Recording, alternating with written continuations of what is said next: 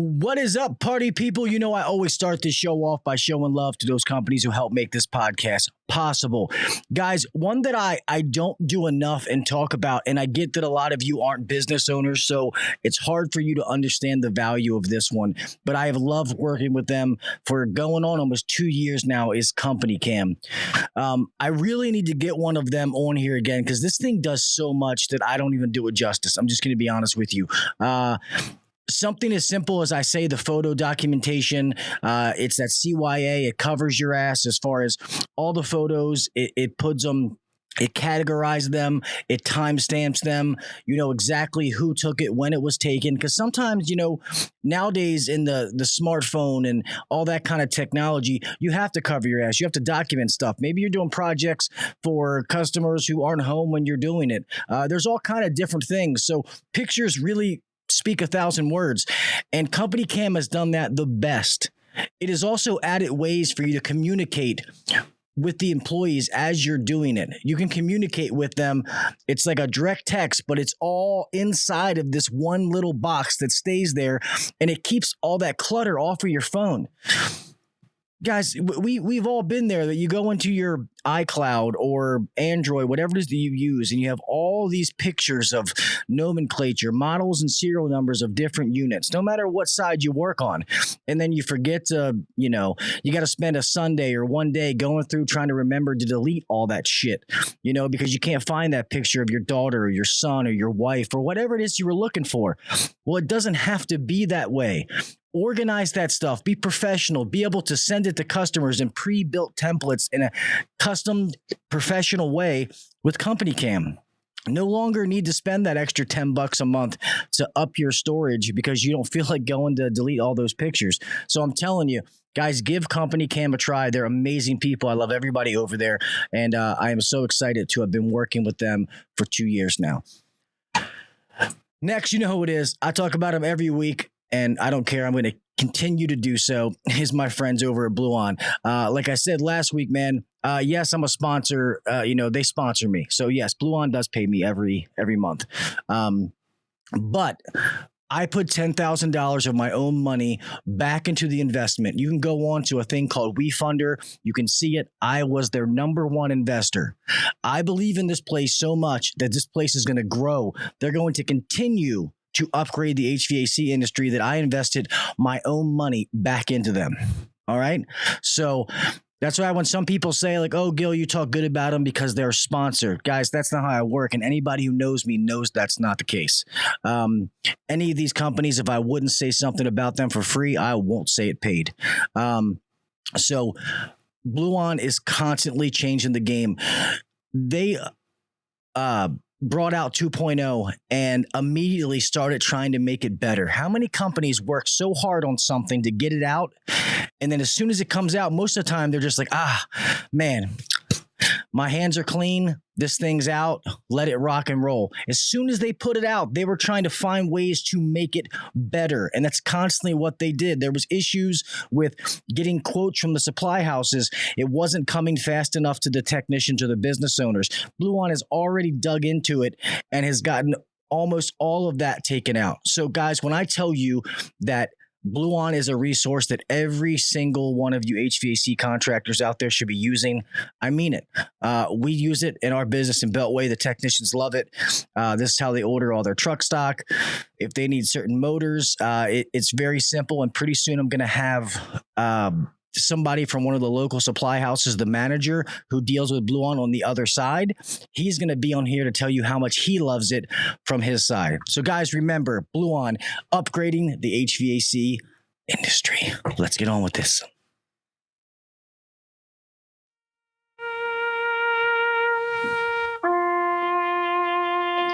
I pledge allegiance to the flag of the United States of America and to the republic for which it stands, one nation under God, indivisible, with liberty and justice for all. God bless the United States. And thank you to all those men and women who defend it.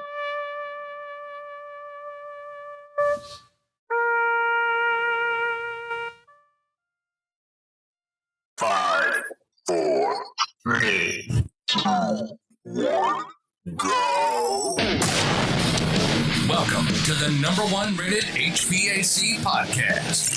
If you're looking to grow in the HVAC industry, then you're in the right spot. Blue collar people talking about blue collar shit. Let's get better together. So turn up the volume, buckle your seatbelt, and let's welcome your host, Gil KV Jr.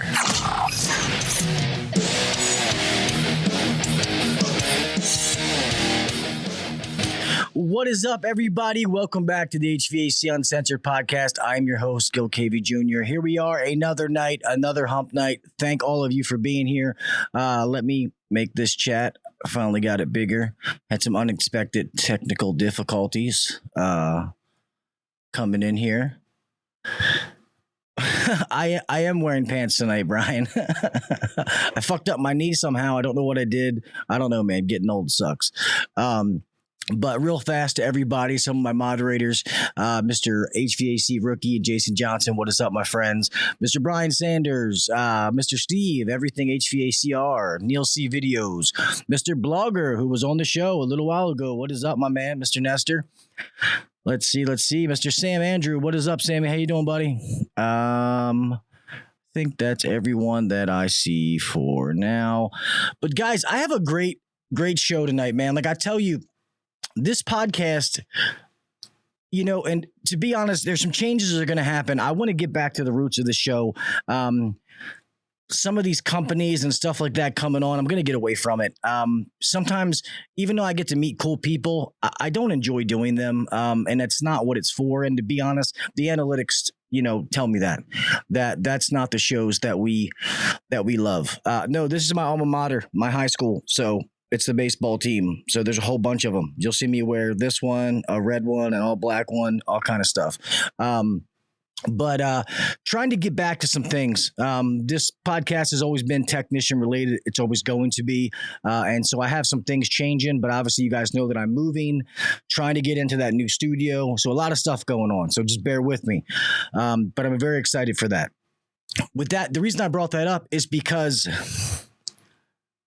shows like tonight, or why I love this, you know, that I was reached out to somebody, I talked to him, and it's a fellow technician who started a business 2.5 years in, and now he's doing absolutely fucking amazing. And I'm super excited to hear his story. Like, this is what excites me, to see our fellow brothers and sisters in the industry crushing it, you know, whether it's a technician, starting a business, whatever it is. This is what excites me. This is what I want to do. This is the kind of shows that I want to have on here, not sitting here talk about, you know, a product that half of you aren't going to buy. You don't care. A lot of you come on here to support me, which I appreciate. But those they're not really the fun podcast that I want to keep producing. Ones like tonight and other technicians and hearing their stories. That's what I want to do on here. And that's what we're going to continue to do. So I literally went through my booking site and I told a bunch of people that I canceled. I said, hey, man, I appreciate you being interested on the show, but we're going another direction, and I canceled. So I just opened up a bunch of dates. The podcast was booked out to almost December, and I canceled a bunch of them. So making some moves here, try to keep the content fresh. But without further ado, man, I want to introduce this person. And he just told me how to say his last name, and I'm probably going to say it wrong. But guys, I want you to meet this gentleman, and I would love to hear his story. He's been a fan of the podcast, which is absolutely awesome. I love to have him on here. So Mr. Brandon Saiz. Nice. Yes, sir. Yes. Yep. What is up, Brandon? Thank you so much for being here, man. I appreciate you. Absolutely. Thank you for having me on. Like I said, I've been. Oh, we lost him. He was so happy he left. Looks like you're still there, Brandon. Just your camera.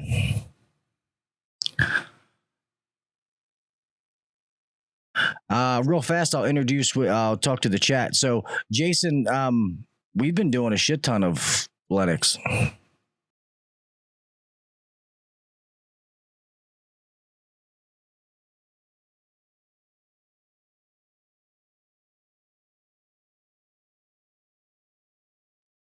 There you go. Can you hear me, bud? Yes, sir. Can you hear me? Yeah, you're good. If something happens where it kicks you out, just come back in. It shouldn't happen too much. It's this thing gets based on your local signal and stuff like that. So, Does it sound okay? 'Cause I was on the AirPods before. you sound fine. Cool. So yeah, thanks for having me on. Like I said, you guys were the first podcast that I ever saw. I just typed up and I started watching everything you had. That's awesome, dude. Thank you very much, man. I'd say all the time, man. I can't believe what the podcast turned into, but it's one of the best parts is being able to meet different people and talk to different people. It's been awesome, man. But screw me, man. I'd love to hear like your story, man. So for one, before we get into the business side, let everybody know where you're from, how long you've been in the industry, how you got into it, etc. Yeah, so I've been doing this for. Jesus, man.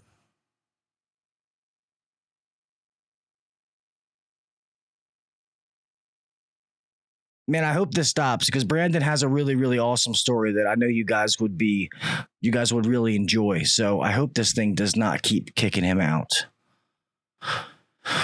I don't know why that keeps doing that, buddy. I'm going to see if I can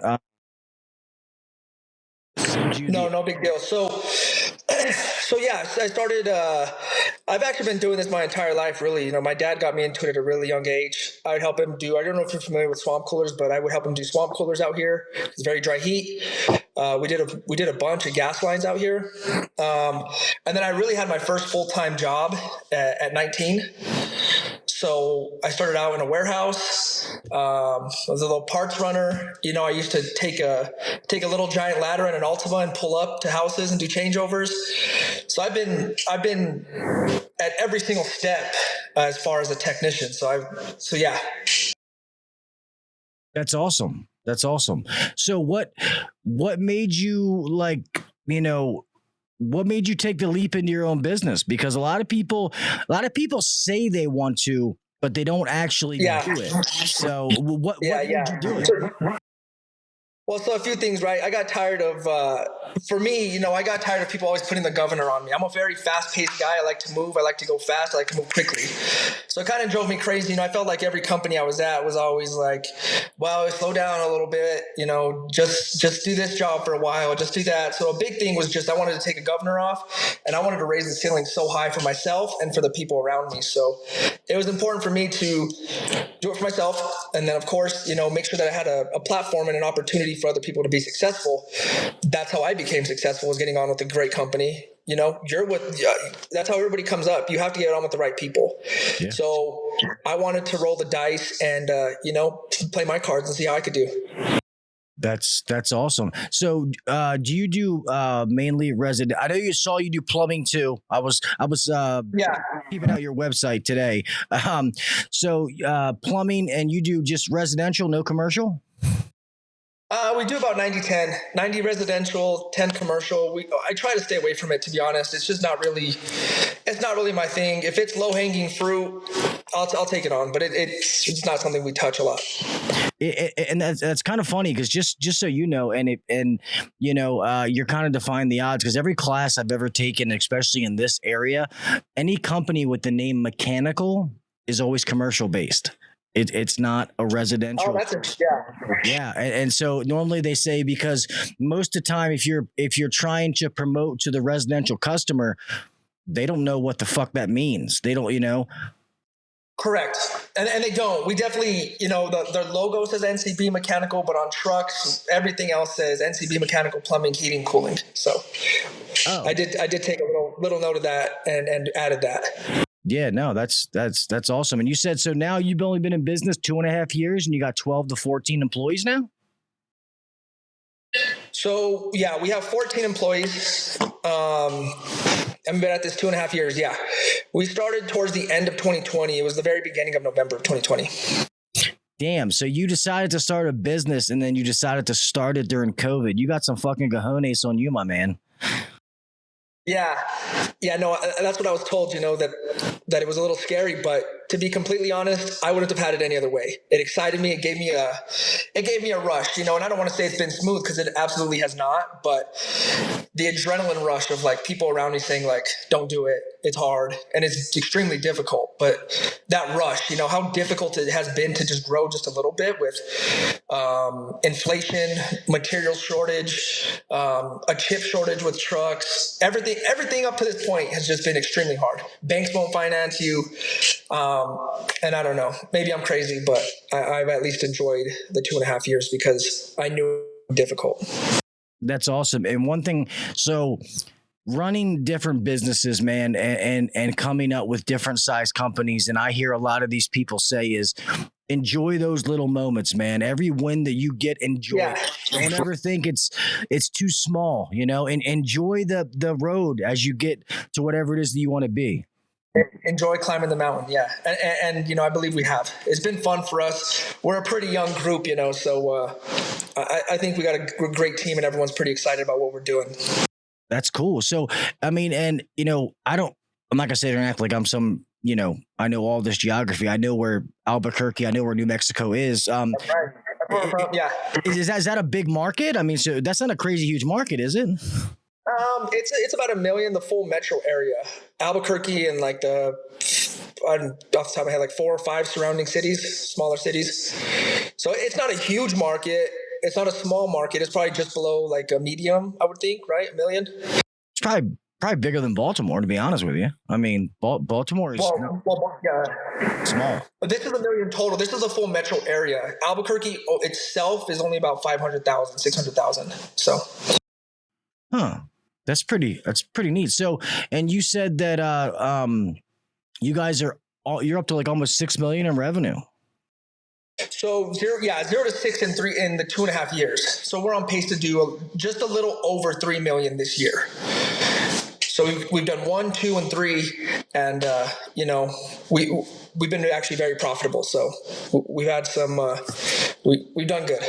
That's awesome, dude. Good for you. One thing, just a learning lesson, you may have already know this, is don't get hung up on that revenue number. Is make sure your net profit is where you want it. You know, if you can be 25%, you know, you rather that revenue be a little lower, but you're making more money, because nowadays they say, and I believe it, in order to run a company with an amazing culture, which if you're doing this, obviously you have, you almost have to be at 25% net profit to be able to pay for those things to achieve that culture. You know what I mean? Yeah, no, absolutely. And we're at 24 this year. So we're doing this is great. Yeah. And for all you out there, not to interrupt you, for all you out there that maybe you don't run a company and you don't understand net profit, most businesses aim for 10 to 15. Okay. So when he's saying he's finishing at 24, that's pretty fucking amazing. You know, at Beltway, we stay up in the 20, 25 range. You know, we try to be as high as we can, because they say if you fall below 6%, you have no cash flow. You know, the company has no cash flow. So being up there is a good feat. It means that you're pricing yourself right. You're paying your people right.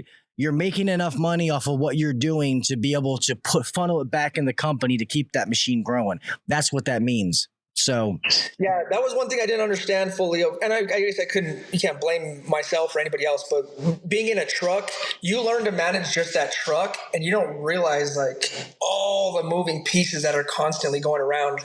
You know, even if you're in management, it doesn't matter your position, but there's so much going on outside of that single truck. And I remember being a tech, and I was always just like focused on my truck, my 5 or 6 calls, you know, my time, everything was just about me, you know, and then now it's pretty interesting. Yeah, because you know how it is. Everybody works for a company, and you think that, you know, fucking owner's sitting in his office getting rich. And and then you start running the company and you're like, damn, he really wasn't making as much as I thought he was. Yeah, so I guess a big thing for me was learning that the more problems you're able to solve, the more successful you'll be. So even if you're in the field, the more problems you're able to solve, that's how you're going to start moving up to management or anything like that. The more stress and problems you can solve, that's the key to success, really. One of them in this specific industry. Yeah, and that's why sometimes good management positions, whether it's office, service, even being a general manager like myself, it's about putting out fires. And sometimes when you're trying to hide it, like, I mean, not hide it, when you're trying to hire new people, when somebody leaves or something like that, yes, you want them to have a base skills, but you want a very fiery, person. Sometimes it's figure it the fuck out. You know what I mean? And you got to be able to bounce man, I around. show that. Yep. Yeah, that's what I say all the time. Like sometimes you just got to get it done. You just got to figure it out, make it happen. Yeah, it's I remember when I first came here and we started using like Excel and making sheets, and I'm like, I don't fucking know how to do this, man. I'm like, give me a wrench, I'll fix something. I can't make a fucking Excel sheet. But I figured it out. I watched YouTube. I didn't know shit about audio or podcasting. I watched videos and I taught myself. So that proved to me that if I could teach myself to do this, then with videos and books, I can teach myself to do anything if I really want to. Got to learn to become a problem solver.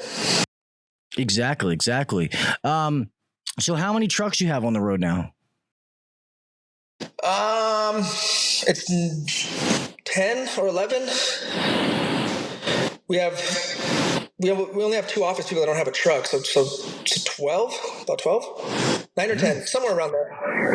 Nice. So let me ask you this: when you first started, like, where were you getting the capital from? Did you have somebody to invest in you? You just saved up your own money, good credit? Like, how did that go? Yeah, so this business is 100% funded for me. I never reached out to a parent, a bank, zero. I made the leap, and that was scary for the first 3 months. So the first guy that I brought on, I was actually paying out of that amount. You're learning. I was terrible at marketing. I bought some stupid marketing program, and I saw that number dwindle very quick, and that was scary. But to answer your question, it was 100% myself funded, the whole thing, the truck, everything.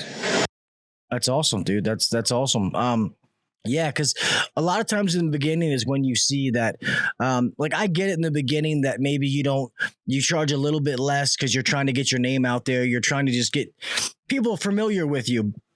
But there's people that charge so cheap, they're busy. At the end of the year, they look in the bank and didn't make any money, Yeah.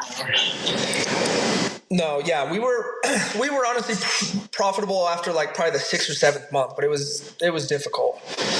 Because you have to spend so much to just even get your name out there just a little bit. The truck, the insurance, the logo, the workman's comp. You start paying everything right away. You have to put yourself on a payroll. So it costs a lot. Yes. But to your point, you have to figure out your pricing very quickly. Yeah. Because if you don't, you're screwed. So like even this year, we got hit at the beginning of the year with $24,000 from workman's comp because it wasn't updated, which wasn't really like it's not a huge deal, but like things like that, they pop up all the time. Issues come up all day, every day. So yeah. Yeah, trust me, we got a $50,000 or $60,000 IRS bill. Oh man, there you go. Yeah, make mine look small. These small problems, you guys got bigger problems. That's what I'm trying to get. Yeah, I want to figure out if we got good lawyers because we fought it, and they're like, don't pay that shit. And they looked into it more, so we might get if we would have just paid it, it might have fucked us. So thank God we got good people advising us, like whoa, something don't smell right here. But you should have known that kind of shit was going to happen when 89,000 more IRS agents get hired. They're just trying to find a way to fuck business. They got to find something, right? Yeah, exactly. So you guys you have a shop and stuff now? Like it's all like. Yeah. So well, we have the basic story, right? But we started from my garage. Then we moved to a storage. Then we purchased a 0.3 of an acre, or not purchased. We rented out, had a warehouse and a little small office. And then last month, the beginning of July, we purchased a huge building. It's on 2 acres, huge yard. It's pretty legit. We love it. It's been great. So everyone's really excited about it. Huge warehouse area. That's fucking awesome. I love hearing that stuff, man. And then being able to grow and to be able to get there, with the financing and stuff like that. I mean, people don't realize that it's in the beginning, which obviously it sounds like you are, because you wouldn't be where you are if you didn't, especially with no outside money, is you're putting money back in, to keep it growing. Yeah. I try to reinvest everything the whole time. Shout out to my mom. She's the one that taught me how to manage the money. Hey, it's awesome you have her, man. It's a godsend. They had somebody to give you that kind of stuff, because a lot of people, when they start making money, and I that's why I tell people, like, don't ever go start your own company because you're trying to get a pay raise, because you're doing it for all the wrong reasons. I took a pay cut. Exactly. That's what happens. I took a fucking pay cut, and it is, that sucked. Because we talk about the profit and how you have to continuously push revenue and reinvest into the business. I knew what I was going to be able to make, and I was like, damn. Well, I mean, fuck it. I'm this far. I got to keep rolling with it. But if you think you're just going to start off and make more, you're like you said, you're doing it for the wrong reasons. Yeah, man, because you have to keep fucking building that foundation to grow. And if you do it right, within a couple of years, you can definitely get back to make a decent living, Yeah. And then obviously you get the tax write-offs, probably your truck, your cars or whatever through the business, you have some perks that you can take advantage of. But you keep putting that money back into the whole point is, to me, in business, is to get it where it's a well-oiled machine, where it runs, that if, God forbid, you're sick a day or you go on vacation, your business is still running. It'll still run. Yeah, absolutely. That's the goal. That is 100% the goal. Yeah. And that's what a successful business is. When you look around at even the bigger companies, you don't see the owners day to day and pushing and shoving and grinding all the time still. So if you're around a successful growing business, that's what it is. Well, that's like at Beltway, where I am now, my job as the general manager is I take care of the day to day, I make sure everything is running smoothly. Everything's going as planned, obviously a whole bunch of other things, the training and looking out. Yeah. And then Ryan, as the owner, he's the one to step away for a minute and have the vision of where we're going. He sells me the vision. Together, we sell it to the company, and then I help his plan come to fruition. Yeah, no, that makes sense, because my best friend actually helps me run the business, but he's probably a little bit more of the brains. I'm more of the bronze, and he helps me. He helps me put everything into place. I'm like the hustler. I like to move fast. He's definitely a lot more like methodical and puts things in place and where they need to be and stuff like that. So that's funny. Just like what it sounds like me and Ryan for sure. Yeah. Yeah, no, that's awesome. So let me ask you this: since you've opened the business, how has your life changed? Like in like a positive way? Were you able to, like, you still living in the same house? I mean, like. Yeah, well, so it's changed in a few ways, right? I am in the same house. I could be in a different house if I really wanted to, but I don't want to be, I don't know, live within my means here. I want to stack money. I got a bunch of different business ventures. I just opened up another business. There's other stuff that I'm working on trying to compound. The way that my life has changed is I actually feel like I'm kind of narrowing in on like my purpose in a sense, if that makes sense. I finally feel like I'm able to give back, so when people come on with us and they're from a smaller company and they're looking to get to the next level or something like that, it really pushes me and inspires me that I'm like, hey man, I know how to get you to the next level, because I started at zero in this field. So I think that's how my life has changed.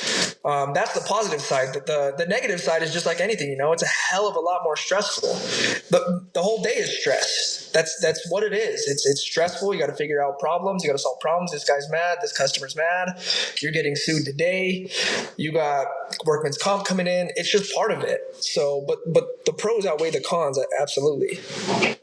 I'm excited to go to work every day and be like, damn, but let me I got another shot at this thing. I'm going to figure it out somehow, some way.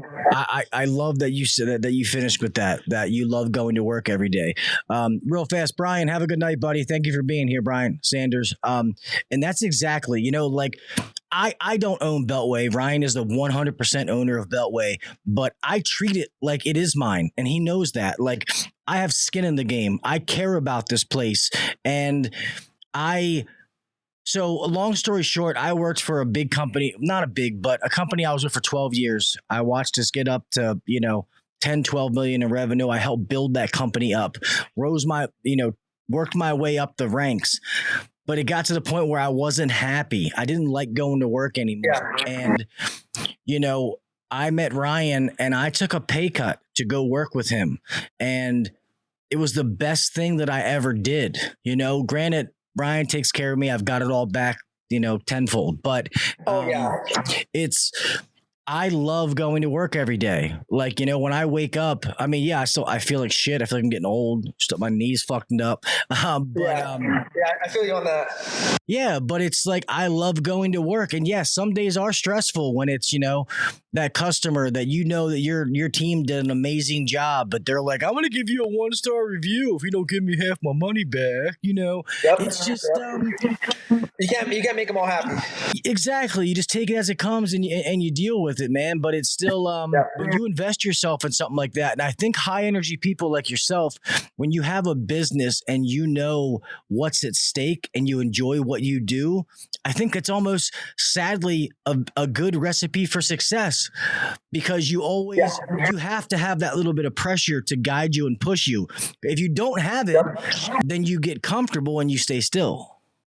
Yeah, no, absolutely. So there's been days where I get extremely stressful and, I'm like, damn, this fucking sucks. Like, this is not necessarily what I really wanted here. Like, I don't want this stress. Fuck this.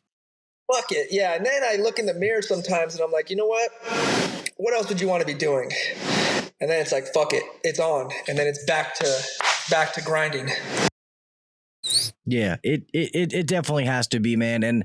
And I always kind of take it back to, like, in sports, you have those bandwagon jumpers. Whoever wins the Super Bowl or the World Series, all of a sudden they're a fan, and they never get to truly enjoy. Like, I'm from Baltimore, so I'm a Ravens and an Orioles fan. So when the Ravens win the Super Bowl, like, it's awesome. The sense of, like, enjoyment and emotion that goes through you. Like, if the Orioles win the World Series, I'll lose my fucking mind. It's the same. That's a long shot, but yeah. Yeah, it's the same way in business. If you're there and you have skin in the game and you put the work in and you reach those successes, it's like the same concept. Like, fuck yeah, like, oh my God, we did it. We never thought we were going to do this, but it came. So when you have skin in the game and you do that, that's why I think a lot of these companies, when you let your employees and you're open up to them, you tell them, like, hey, this is a plan. This is where money is being spent. This is where money goes. And if you do this, then we can get this kind of stuff. Like, when you're open with them and they know it's not just you sitting back fucking counting your money, it gives them some skin in the game. I was in an attic yesterday. I was just in an attic yesterday trying to help these guys figure out how to run a line set. Yeah. So it just goes full tilt. It's funny that you use the sports analogies, though, because I go in there and it's like I said, it's my best friend, kid I grew up with. But we go in there and it's like, all right, I'm the quarterback. I'm going to call the play. But you know how this shit works. We're going to be calling an audible and we're going to have to run check downs. So it's funny that you said that, because we do that every single day. Like, all right, what's going to be the check down? What's going to be the audible today? Because we know that it's going to happen. Yeah. So let me ask you this. Since you've grown that, how have you been, like, finding employees? And then, so I might have to give you a minute to talk because it's got a couple points to it. I would say, how has it been finding employees as you grow, making sure they fit into your culture, and training? So you can take any part of that question. Well, so I'm 29 right now. The reason why I'm saying that is because I'm with this big social media boom. So I've actually had a lot of luck. Anytime I post on Instagram or Facebook, on any platform like that, I've had a bunch of people send me messages. Like, if I was to post I'm hiring right now on Instagram, I don't know what you're going to consider a bunch, but you're talking like 5 or 6 messages like, hey, my cousin was thinking about getting into it. My dad's talked about this, or whatever. And that's probably been my biggest thing. We've never done like a ZipRecruiter, or we tried Indeed. We tried Indeed, and it sucked.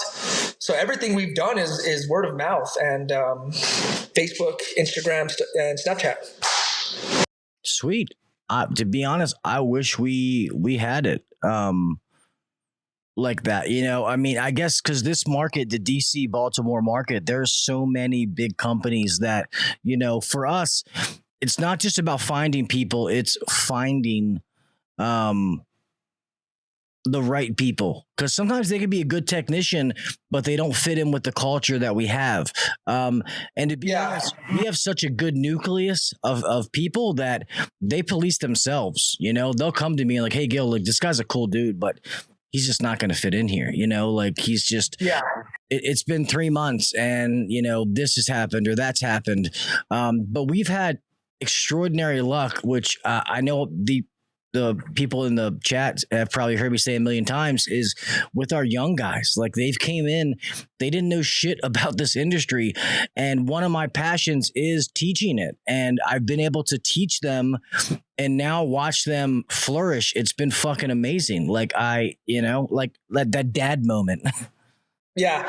And I guess mine's like a big brother moment. So, but yeah, same thing, you know. And I think most of our guys are definitely under the age of 30. I think we only have like 4 or 5 people over 30. So it's a young group, and that's what I meant. You know, we've had just a lot of luck off of social media, and then I came from a very big company here, so we've actually had 3 people come over from that company, but they would have never known me if it wasn't for that big brand that they already knew me from. So they already knew what I was about and stuff like that. That's cool that it works out. You know, and then at this point, it's just word of mouth. Like I said, I just had a guy call me last night about doing drains. So, like, you know, now it's just people are starting to pop up a little bit more often.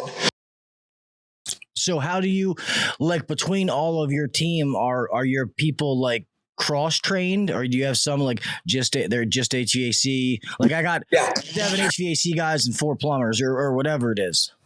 Yeah, we have them split up. If they do HVAC, they do HVAC. If they do plumbing, they do plumbing.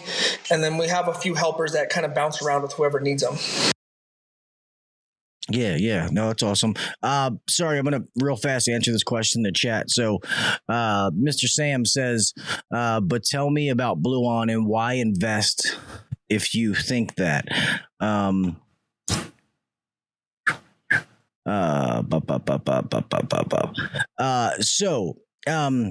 So you guys know why I invested in Bluon is Bluon has grown year after year. And the way these investments work when these companies open up is you get a piece of the stock, a piece of the share, and then I make money on their growth.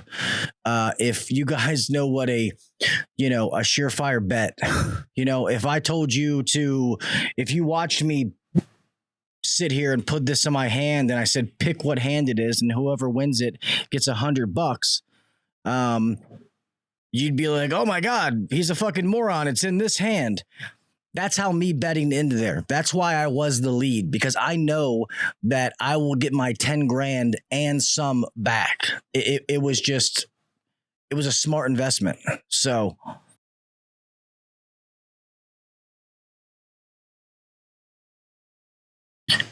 Oh, well, I talked about the Bluon investment. Well, fine. This is why I don't answer the chat. Fucking bastards. I gotta show. I saw you. I'm getting ready to sleeve out this arm. I finally started my tribute to my dad. Oh, let's go. Nice. Yeah, so it's kind of like supposed to be the Marine Corps, but normally it's the Eagle, Globe, and Anchor. But instead of the Eagle, we put the Raven up here with a halo over his head. So my buddy BG is a tattoo artist. He's won a bunch of awards. He's fucking awesome. I'm glad he's my friend. We're slowly I'm gonna go down my whole arm. Something I've been talking about doing for years, man, and you just keep pushing it off. I can't wait to finally. Now I got my 18-year-old son into tattoos. He's going back. They're gonna feel good. Yeah, I love him. Hey, my buddy's actually kind of light-handed though, and so I'm like, yeah, this is great. Okay, well, there you go. Because the few guys that I went to are brutal. Yeah, I got a bunch of other ones. This one, my forearms, my back. That guy was like grinding. It's brutal. I mean, you can only Yeah, so it's pretty good. Yeah. Hoorah, buddy, hoorah. It's shit. See, that's why I don't answer the chat, because you guys get me fucked up when I'm trying to talk to the guests. Jesus. Prick. But no, man, I love hearing that about your story, and it's awesome that so many things have worked out like that. That's fucking amazing. So what are you guys doing for marketing? You just doing like social media? You doing anything special, you think, or? We've really harped on our Google stuff, like heavy. Everything Google right now is what we're really on. So that's probably our biggest thing. Yelp as well. I don't know do you know what Nextdoor is? I didn't know if that was out there or if that was a New Mexico thing. Regardless, we're pretty active on there. Nice. So you're using like Angie's Leads and on all those different platforms, or? So Angie's List is a weird one, right? Because we did start with it, but it's not how we got to where we're at. So the reason why I even got involved with Angie's List is because it was free, or I shouldn't even say free because it's fucking expensive. Yeah. But it was an easy way to get into different houses without word of mouth, meaning they're still random customers. Yeah, it might not be the best market, but you're in a bunch of random houses still. I think I'm pretty good at selling, and I was able to sell a lot. What we used Angie's List for was a pivot. What I mean by that is we were able to get emails and phone numbers off of it, and we added it to our CRM right away.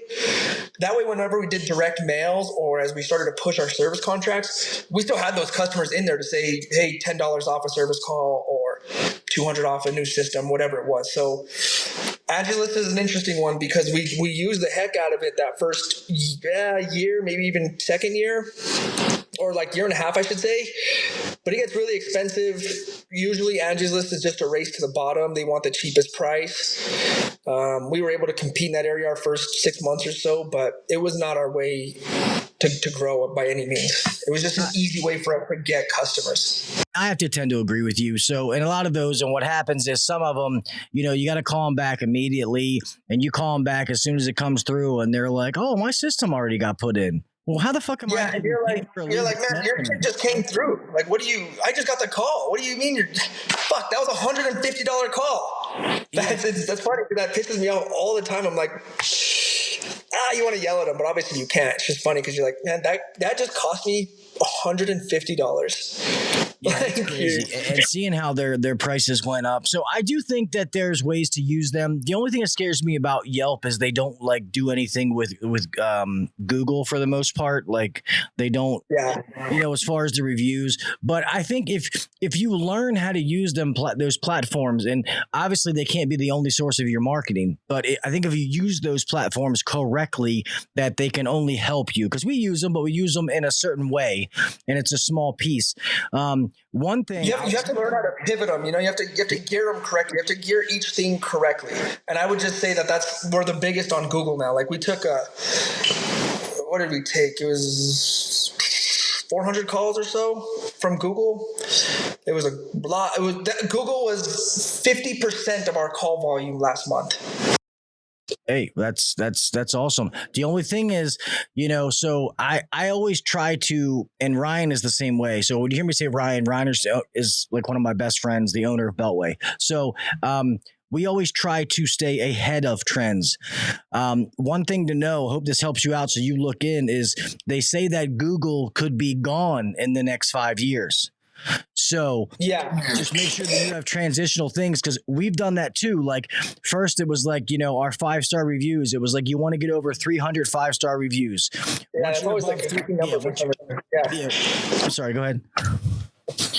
I was agreeing with you. I just said that's always a key number. Every time I talk to someone about Google, they're always like 300. Well, that's the number. Once you get to above 300, you're considered like a legit company as far as ranking goes. Then the next one's going to be 1,000. So we have multiple locations. Which we don't, but we do, if you know what I mean. We have one office, but it makes you look bigger to compete in certain areas. So as far as how you ping, because normally you ping in a 15-mile radius around whatever that address is. So when you can learn some of those different things, it can really help you when it comes up, when people want local people that can really help you as far as how you ping in those certain areas. Another thing, if you don't use or never heard of, look into, you can reach out to Mr. Ryan Fenn, the owner, is Chirp. So a lot of things in your office, especially if you have two people in the office that you're doing, it is AI. It is automated campaigns that you can run to your customers, and you can have different campaigns. So tune-ups, follow up for sales, follow up for, regular service calls, and it's all AI generated, automatically does. So it sends, it'll do ringless voicemails. Then it'll send them a text message. Then it'll send them a email. So it's pretty badass. This AI stuff is going to be pretty interesting here in the next, 5 or 10 years or so. It's going to be interesting how it really plays out, because it's going to be a big thing. I already know it's going to be a big thing, but I'm just curious, how it's going to really affect everything. It's already crazy now. Like, there's things with like videos where you can just pop the video in there and it spits out the shorts and the short form content with the, everything already on it. I'm just too lazy to use it. And I have a really good editor, so I just send him my stuff. I'm not trying to take his job. It's worth paying him for. But the other thing is, I'm curious. So what CRM are you guys using? It's called Service Point Pro. It's actually a local company out here in New Mexico. The big company that I came from actually created this and branched off. This is what they use, and it was called Service Point. And then they launched Service Point Pro and started to offer it to people around the country, I believe. So it's really good. We track it very well. It shows you everything: average invoice, gross margin. We use POs for every job, for job tracking. So, I mean, it's very good. That's awesome. Yeah, I've never heard of that. Most people, it's always the big boys, Service Titan, Sarah, Jobber, some of those big ones, House Call Pro. We're still on House Call Pro. And I do give it to them. So the big company I came from, we use Service Titan. And I think Service Titan is awesome for the technician. Like, you can't beat it. The office side, once you learn it, it's great. But the learning curve, you want to blow your fucking brains out. It's super complex. And it's expensive as fuck, man. It's so expensive. That's why we didn't go with Service Titan. And again, it was good. I'm sure the whole little demo they did was cool and stuff. But again, I've already was familiar with this platform, and if this company that's doing $100+ million a year is on it, I'm gonna do it too. And again, it's smaller, it's not very well known, but it's gonna get bigger. They're pretty smart about their marketing, and I know that it's gonna be up there with everything you just named, because House Call Pro used to call all the time. So I'm aware of what's out there, but I can't complain about this price that we're getting this one at. So, and you find what works for you. If it works, there's no need to switch, because switching CRM sucks. It's terrible. I didn't realize how. That's the stuff that I also would bringing up. Changing from a tech to owner or management is just the details of everything is fucking insane. We went from Service Fusion to this, and it was a nightmare. It was like it's so complicated to do. I'm just like, fuck, man. Are we profitable? I don't know. I mean, what's going on here? But it's annoying. So tedious. A lot of the big ones make it easy, to be able to pull all of your information to bring it into them. But some of the other ones, they don't want you to leave, so they're not going to do that. You know what I mean? So they want to make switching hard so that you don't switch. Yeah. Adrian, I say Jobber, bro. And if anybody's using Jobber right now, use Adrian's code. I'm in the process talking to Jobber now. The only thing with me is I wouldn't work with House Call Pro. I had one that I was, sponsored by not long ago that I ended up canceling with them, was Field Pulse. And they were cool people, man. They had, I think the program was pretty decent, but I didn't use it. And I just feel bad offering a service to other people that I'm not using myself. And, that's just the hard thing. And it's like, I feel bad because I always say I believe in all my sponsors, and I don't want to have one, even though I would go in and mess around with it and thought it was cool. I had to be honest when reading a sponsor read, because I would tell people, hey, I don't use this, but I think it's cool, and I just feel like, I don't know, for me, it was just wrong. Yeah. Sometimes the hard pitch. Yep. Yeah. Yeah. Jobber, slobber, bobber, robber. Yeah, no, that's crazy. So out there, what is like, what's your van of choice? Do you have like a certain one that you try to keep buying, or you just get whatever's the best deal? No, I try to stay away from the best deal thing. You know what I mean? We've been trying to get the Transit, the 250s. So they're running like 50 plus thousand. Those have probably been our best trucks. The Ford KUVs skyrocketed in price, but those are overall the best. The best bang for your buck is that Transit 250. Are you familiar with what yeah.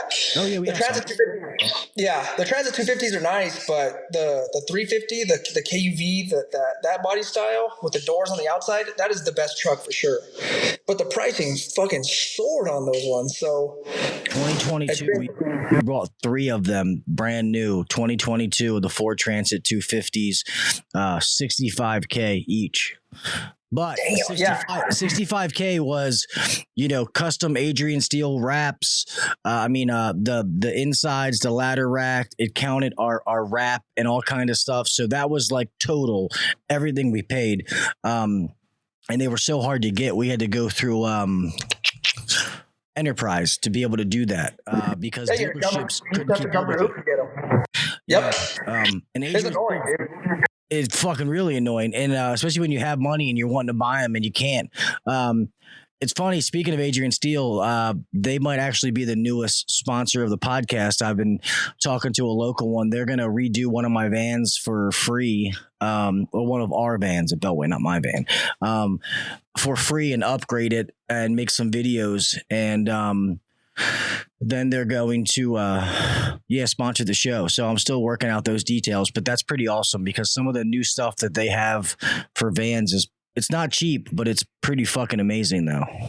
No, and it's important that your trucks are stocked correctly, or like with the correct ladder rack, the swing ladder rack. I make sure I get those on every single one. I make sure it's shelved properly.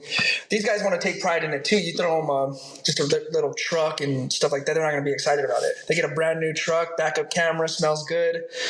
They take more pride in it. So you're 100% right, man, and that's huge. So let's just say to everybody in the chat real fast that's out there, if you start with a new company and, I never had this, to be honest, but you go to a company and it looks like a cool place, and then you pull, they're like, oh, hey, this is your new van, and it's a brand new fucking van. It's clean, blah, blah, blah. It's going to be pretty awesome versus the company that, they pull out some, van from the 1990s that's, you don't smoke, but some guys smoke like a fucking chimney in there and it smells like asshole. Like, having a new van is a big deal. That's your office. That's where you are every day. So yeah, we try to do that. We only have one older van now. It's an older Chevy or GMC, that style. One of the maintenance techs, who was actually Ryan, the owner's nephew, was in that, and we'll slowly upgrade that. But other than that, all of our vans are new. So we have some of the Transit 250s and we have some of the Dodge ProMasters. Ryan really liked the Dodge ProMasters. Yeah. Do you like them? Not anymore after how many fucking transmissions we've put in. Yeah, that's always been a Dodge thing, though, the transmission.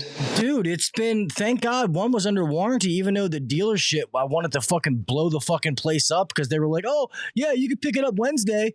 You call Wednesday, it's like, oh, man, the transmission's not even here.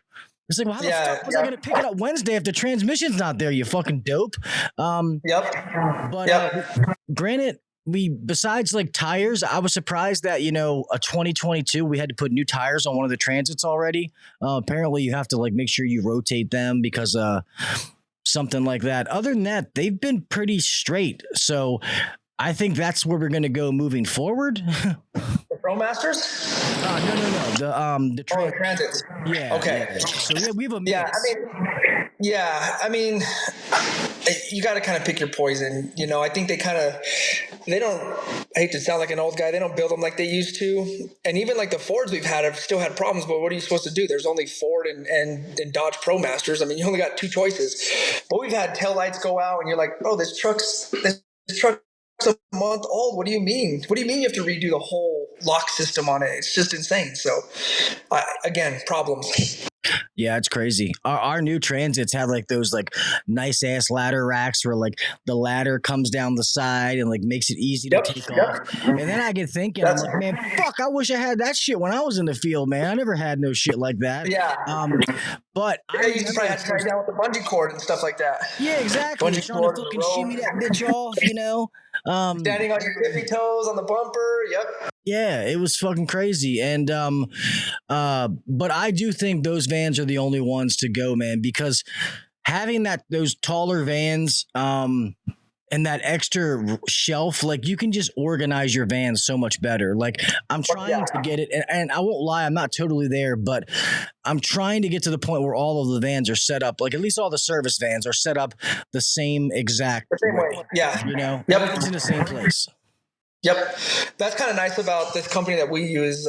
He gives you a layout. He says this is an HVAC setup, this is a plumbing setup, this is a mixture of both. This is what we prefer for electric, or this is what we use for electrical. So it's nice. That's sweet. So, so do you carry? Well, I don't even know if you have this. Is there licensing in New Mexico? Yeah, we have to carry the MM98, which is kind of weird. I didn't realize that in other states you didn't have to do that. I'm like, damn, that test was a big. Yeah, I had to pass a 400 question test, and I failed one of them. So call it 500 questions. Yeah, so I have a master's light in the state of Maryland. Ryan has 4 masters actually. So he's Maryland, DC, Virginia, Delaware.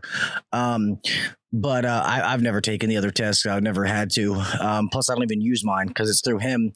But until I started doing this podcast and I realized only 18 of the states require licensing, I was shocked.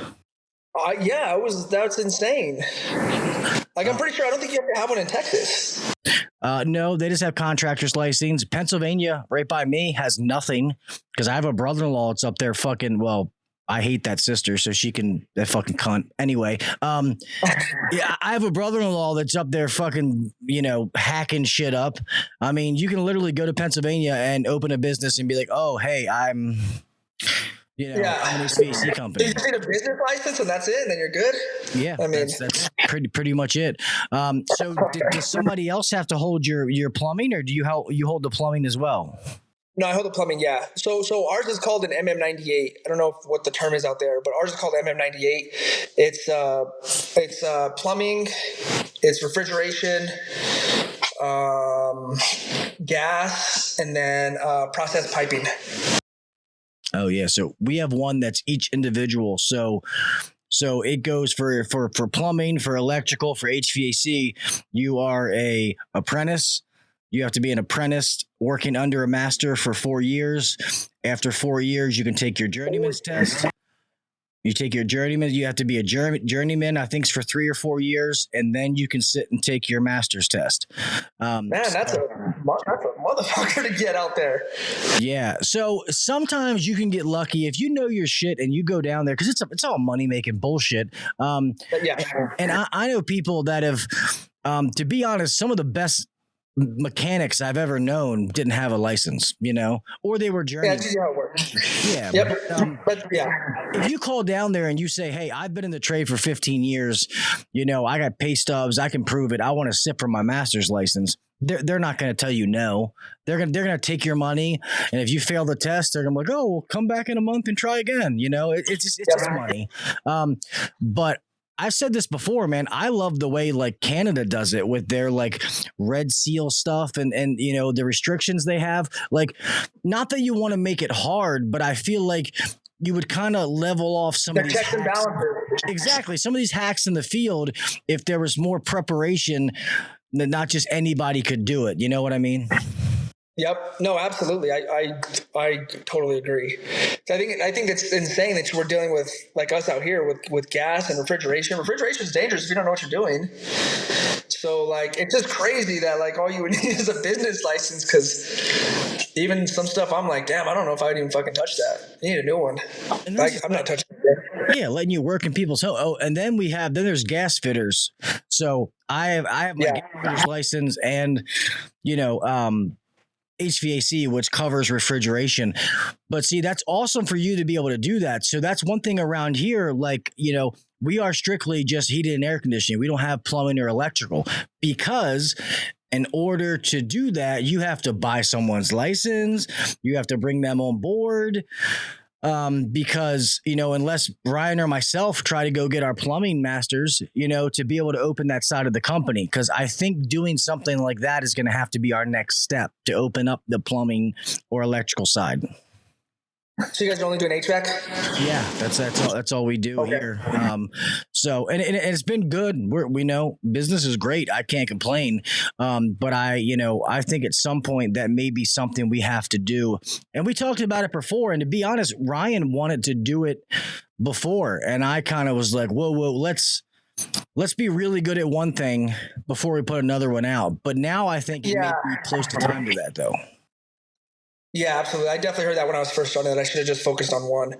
And, I've gotten this far doing two, but I could see why it's important to focus on one is because they're similar, but they're very different. And I've even learned that the technicians from HVAC are completely different from the plumbing technicians. And it's been insane. I come from an HVAC background. So as we continue to build out our plumbing, I was always interested, like, this is just different. Like, it's a different conversation that I have with these guys than it is with the HVAC guys. So you trying to do more service plumbing, like not much new construction, like rough-ins and shit like that? No, I don't. I try to stay away from new construction.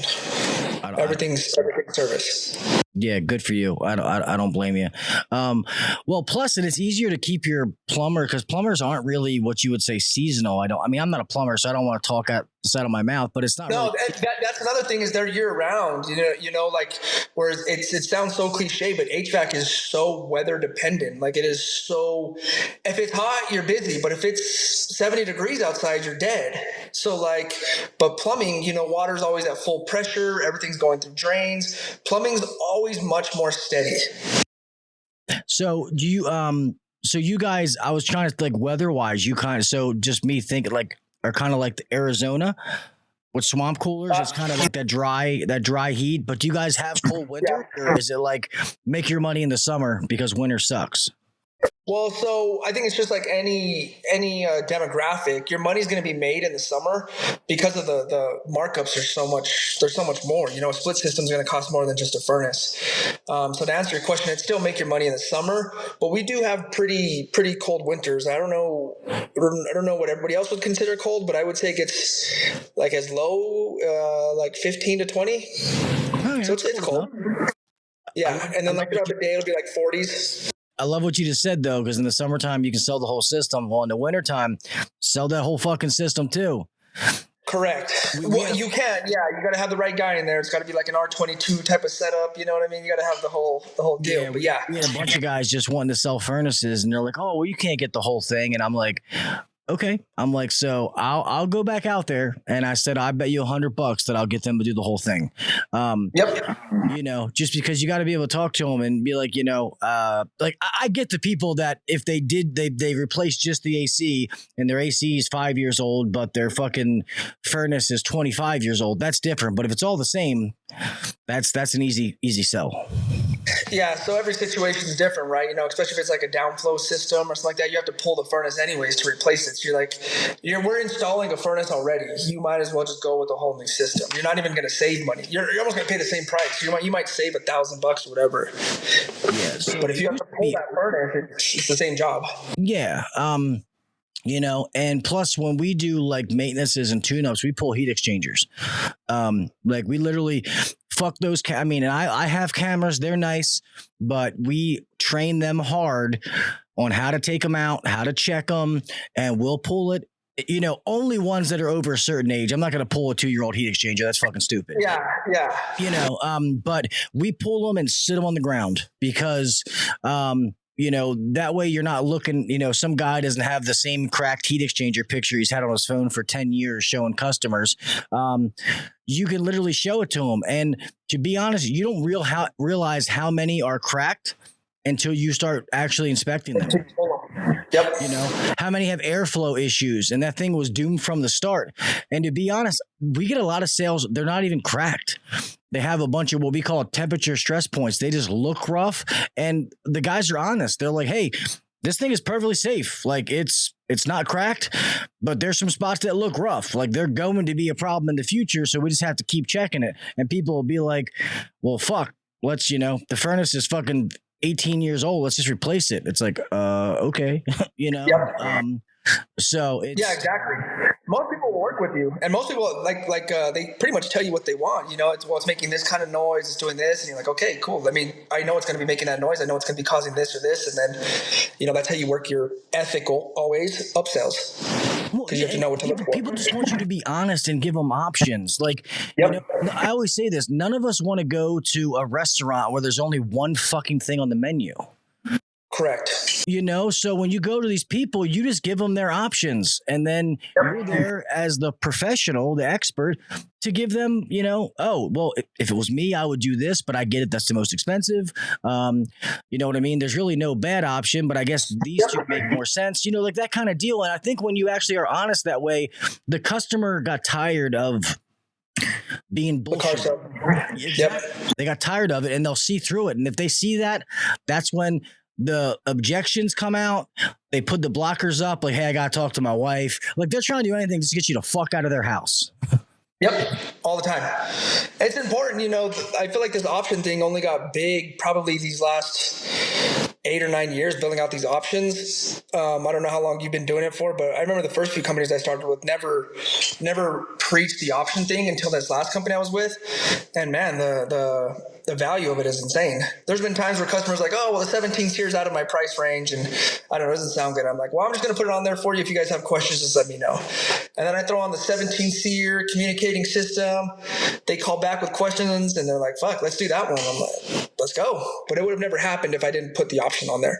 It's called price conditioning, and that's how we do it. With we offer 4 systems, so we do Lennox now, and we have a I was a Carrier guy for the longest time, but around here it's just what you can get, the service you can get is why we had to. And the deal we signed with Lennox is fucking like it was too good to be true. So that's important.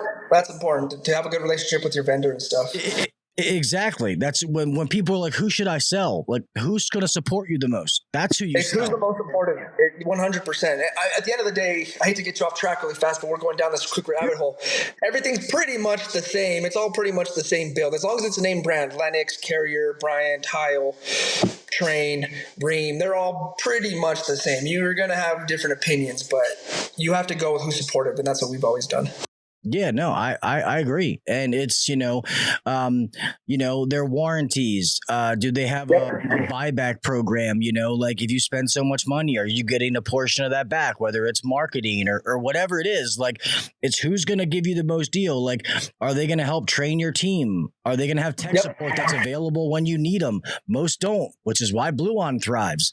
All that kind of stuff.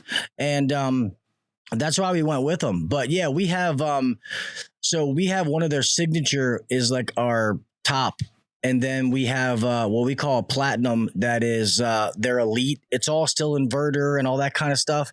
And just by offering that signature, so that signature system, which is top of the line, 28 SEER, that's like 8% of the population. Yeah, 8% of the population buy that. But you know what? When you look at that one for $26,000, all of a sudden it makes that next option a little bit. Exactly. So you just price condition people. Like, and we had a guy one of our young guys that I was talking about that's been doing awesome, has been selling the fuck out of the platinum, because he'll show that signature one and people are like, well, I love that technology. Is there something close to that that's cheaper? Yes, there is. There's this platinum option, so it's pretty awesome. What kind of equipment are you selling? We sell Heil. But it's just like what you said. We have an extremely good relationship with the vendor. Actually, the guy who's the president of the company is like a good friend of mine. So he works with us. They're very supportive. They'll drop equipment off if they messed up. Like they've been great. So, but like for example, like we don't have a good relationship with the Lennox guy out here. It's like a small company. They always mess up, and it is what it is. It's nothing against Lennox. It's literally comes down to that support that you mentioned. Yeah, dude, all the companies I work for coming up were all some sort of Carrier, Bryant dealer, and I was Carrier through and through. If somebody said Carrier wasn't the best, I'd fucking fight you over it. As I ventured out and I understand the business side of it and what it is, and it sucks because I do love Carrier equipment. I think that it is really good. I love their Infinity line. The last house I was in, I had two of their grain speeds, the 25 VNAs in my house. I loved every second of them. It was hard to leave them, but the Carrier around here, like their stock has been atrocious. Like you can't get stuff. You call to get a motor and they're like, oh, that won't be in for like a month and a half. I'm like, how the fuck do I tell a customer that I can't have that motor for a month and a half? Middle of summer too, and you're like, man, you're really putting me in a bind here. I can't go in there and just say stuff like that. It's like a sin. You can't just go into a house like that. Yeah, because I am big on going back with OEM if I possibly can. You know, I get it. Some old beat up units, a condenser fan motor. Yeah, you can go with some rescue motor.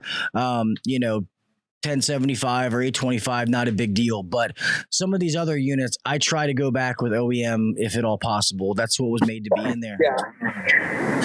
It gave me more peace of mind whenever I was in the field and I did OEM. It gave me like a peace of mind thing. When I go to Johnstone and get these random ones, I'm like, fuck, man. I mean, I'm gonna do it, but like, I don't know. I was always a little skeptical. Well, plus then it's easier to install. Like some people in their mind are like, oh, the OEM is, we're going to charge more and charge less for the retrofit, when a lot of times they're the same fucking price. It's not that they're that much cheaper. And the aftermarket one is harder to put in because you have to match it up or make holes. Or the OEM, you have to mess up the wires a little bit, like a brown white wire, and you're like, "Fuck, man, I don't know which way. It's just gonna start spinning." We've gone back to houses where the fan motor's spinning down, and I'm like, "Well, you know, that's why your system's failing." And it's always the rescue motors because people don't know how to wire them. Yeah, you know. So yeah, the OEMs are just you put them in. They're made to be in that situation. It's wire for wire. It just makes it simple for guys. Like for like. Yep. Yeah, you can't beat it. But shit, we're past an hour, man. So I'm not gonna keep you too much longer. But dude, I thank you for reaching out, man. And I'm awesome that you did it.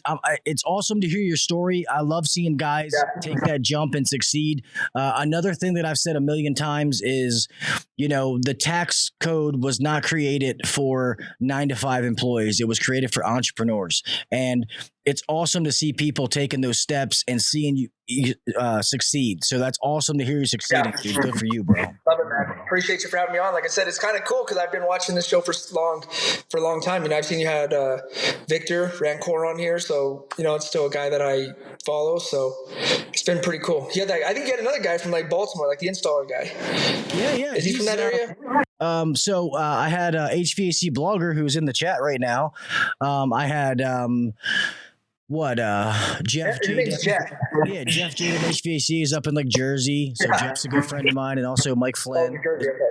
Yeah, so that's one thing awesome about this podcast, dude. I've been able to meet some amazing people, dude, and that's what's awesome. I love this fucking trade. I love giving back to it and meeting some of the people that are doing fucking awesome out there. So, yeah, man, stay in touch, dude. I'd love to have you in a year or two or a year or so.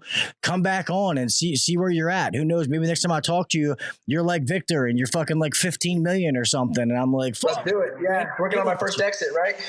Yeah, exactly.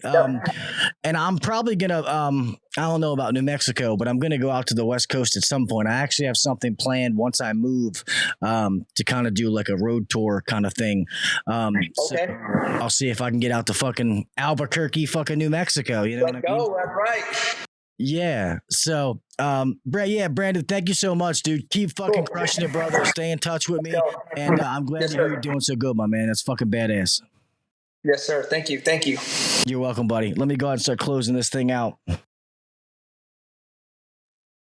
Man. Well, guys, that's what I was saying before, man. This is what this show's all about, dude. Fucking, you know, showing love to our HVAC brothers and sisters, people out there, whether it's how you got in the trade and what you're doing now, and how we say there's no path is correct. However you got in and however you made it that's your path. Everybody can be different. And, you know, seeing people that, you know, for Brandon to take the leap during COVID, You know what I mean? To start a business. That's why I said, you got some fucking cojones. You know, there was people like, oh my God, I'm going to lose my business. My shit's going to close down. I'm talking like people in the trades because they didn't know. It was scary. It was a scary time to open a business. And now look at it, man. His business is thriving with that many employees in such a short time. That's fucking awesome. And I love seeing that. So anybody else, if you're out there, man, and you started a business, and I'm not saying you got to be some $5, $10, $15 million company, but if you started a business and you're thriving now and you figured it out and it's working, come on, man. Like, I'd love to fucking hear your story. I love hearing that stuff. And, you know, sometimes I fucking learn stuff from people like Brandon. They say stuff and I'm like, well, fuck, I didn't even think about that. So it's awesome. But I'm going to close this out. Like I say, bear with me. I'm in the process of, my rental house is almost done. I got some people working in there. The tenants who were in there that my mom knew were fucking atrocious, like fucked up some things in the house. It wasn't, but like holes in the wall. So I got the whole house being painted, some carpet being put in, some new tile. And as soon as all that's done, I can get that thing sold. And then I can get those proceeds to go over to where we're going, get us moved into the house, and start getting this fucking new studio set up. And I can't wait for this whole process to happen. And I think it's going to be awesome. And like I said, I'm going all out on the new studio, and I'm excited, really, really excited for it to happen. It's just this whole moving has kind of been like, I didn't even plan a vacation this summer because the whole moving process is kind of like been blinded by everything. So can't wait for it to be done. I really can't wait for it to be done so I can get all this rolling and then get back to some kind of normalcy. But let me close this out, though. Make sure that you guys follow me on all the social media sites. I appreciate the follows, the downloads, and all that kind of good stuff. Thank you to everybody in the chat that comes here every week. You know, I appreciate you guys, man. You guys are my fucking boys and girls when they come in. I really, really appreciate you guys. Guys, remember, be safe out there, man. All right? It's hot. Drink water. Stay hydrated. Keep your head on a swivel. We all got somebody to make it home to. All right. Let's make it home the same way we left. The other thing I always say, and you hear me say it more in the podcast, is do the little things. Set yourself apart from the next guy or girl. All right. Like Brandon just said, he didn't know the first thing about running a business. You know, he took that leap and he fucking figured it the fuck out. You know, what he didn't know, he learned. Like I say, I didn't know anything about podcasting and cameras and audio stuff. I learned. When it comes to business, I was a really good technician. You know, I wanted to learn things about business. I watched videos about Excel sheets and different things. Guys, keep your creative process going. Keep growing your mind. Keep teaching yourself new things. And I'm telling you, don't ever stop. There's a podcast out there. There's a YouTube video. There's an online course, whatever it is. Don't hold yourself back and keep growing. I promise you, you'll thank yourself later for making that tip and, you know, to keep investing in yourself, you know, was what I meant to say. Besides that, man, I love you mofos. I appreciate each and every one of you. And yeah, I'll talk with you mofos next week. All right. Peace. Thanks for listening to the HVAC Uncensored Podcast. Don't forget to check us out on Facebook and Instagram or email us anytime at hvacuncensored@gmail.com. Now, get back to work. Shut this down. The views and opinions shared on the HVAC Uncensored Podcast may not necessarily be the views and opinions of our sponsors or guests. Who's a chicken, Sam? You chicken shit. I saw your 2-second podcast on AHR. What are you talking about? All right, I got to go. Have a good night, everybody. See you.